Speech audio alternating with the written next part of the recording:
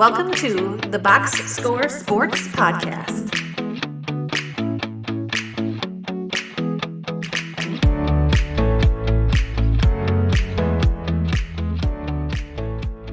Okay, let's get into the Charlotte Hornets last year. The Charlotte Hornets. Oh man, I might have moved my screen. I had it right here. Okay, give me your favorite move okay, I got it right here. Hornets were 21 and 61 last year. What's your favorite move that they made this offseason? Sounds kind of gross to say, but keeping Bridges, like he doesn't seem Oh, like the greatest of human beings, but he kind of did it himself. But 3 years, 75 million. He's a good player. It's just all the other stuff is oof. But being able to keep him for, I mean, 25 million is a lot for everyone. But NBA wise, it's a good deal for a younger guy. yeah, no, that was a good move by them. I have also, they traded for Josh Green. I kind of always liked him on the Mavericks. Not a lot of opportunity there. So I just wonder if he'll get more of an opportunity. So I liked a little bit of the flyer that they took to get Josh Green on the team. They didn't have to get up a whole lot. I think they were just kind of thrown in that trade deal. So they got in there, and I think they got maybe a quality player, but definitely an interesting player. He's still young. Yeah. Least favorite move? So it's not because of Josh Green, but I put the Josh Green trade because Dallas was so desperate to make their other moves that they just took two second round picks Sure. with Josh Green. So Okay. I just felt like when you're the Hornets and you're like a bad team, and one of these teams comes to you and like, oh, we gotta unload this money in contracts, and you're just like, oh, like you can value Josh Green and maybe he'll turn into something. And the take sounds dumb, but I just feel like if you can just push it a little more and take advantage of some of these teams when they're desperate, because there's only a few teams that can take money into cap space right now, and they had an opportunity to kind of uh, give it to Dallas, but again, they didn't do. The Hornets didn't do a whole lot, so I'm nitpicking on it.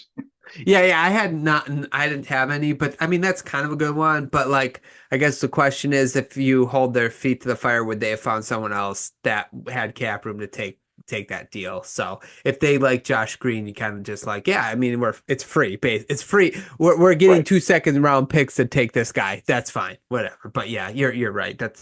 Um they could have tried to get more. Okay, let's go. Biggest question for the Charlotte Hornets. My first one is how good is Lamelo Ball? That's We a we good one. see it in stretches. Like last year, his shot doesn't look good, but it went in. He was playing good. He's got his contract now, so you're paying a lot. Like, is he good enough to be a one or a one B on a good Hornets team? I like that. I like that one. And it's sort of like because he's got to stay healthy too, right? So like, can we see the best version of him? Can we see him take a leap? I kind of had like, are they ready to take a leap? So they have a lot of young players, but like LaMelo has shown that he can be like fun to watch and he can be electric. Brandon Miller looked pretty good for a rookie last year. I like Mark Williams. You mentioned Miles Bridges. Josh Green was added to the team. Grant Williams is on the team. I know, like he's he's a good rotation player. He's a good rotation player. Trey Mann is now on the team.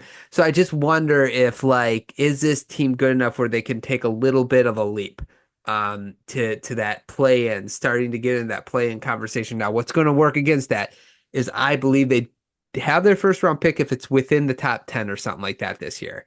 So I don't know if they have the incentive to take the leap into the play in, but I think they got the talent that might be able to contend for a play in. Does that make sense? Yeah, yeah. I have them. We'll get to that, but they're a little on the smaller side, as far as quality players Yeah, of okay, sure, size. sure. But I put to build on that was, how good can Brandon Miller become? Hmm. Like he showed really good flashes last year. He looks like he was the right pick for them. Yes, But to trick can us. he expand? Can He he should be. expand? Yeah. Can he expand with LaMelo, with Bridges? Like they do have some pieces that if you're a Hornets fan, you can look at and be like, wow, if we can put some of this together, all right, we have the makings of something here.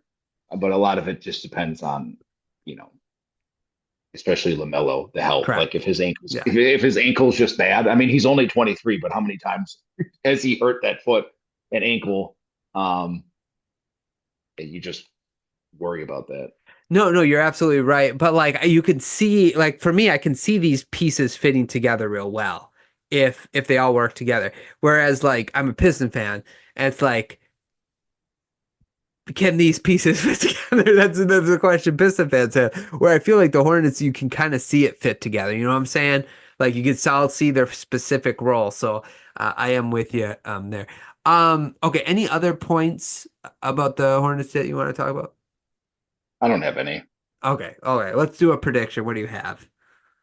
Similar to you, I put fringe play in team. Like if they're good enough, especially maybe new ownership will have a different one. But are they going to push for it, or are they just going to fall back and wait a year? And it's kind of a difficult like you don't want to waste a good LaMelo here, but you also don't want to be like, hey, we get to go play the Celtics in the first round. Yeah. I have them right now. I just have them as a play-in team because I was trying to just be consistent. Like I said, we're going to do a prediction podcast where I'll have my official picks, but I do think they're at the level where they could be fighting for that play-in spot. So, kind of my hot take of the Eastern Conference is I think they can make the play-in. So that's where I have them. I would agree. Okay, Miami Heat, baby. Let's talk. Thanks so much for watching this clip of the Box Score Sports Podcast. I hope you guys enjoyed. If you haven't yet, please subscribe to our channel. Follow us on Instagram and Twitter or X. And we'll talk to you guys real soon. See ya.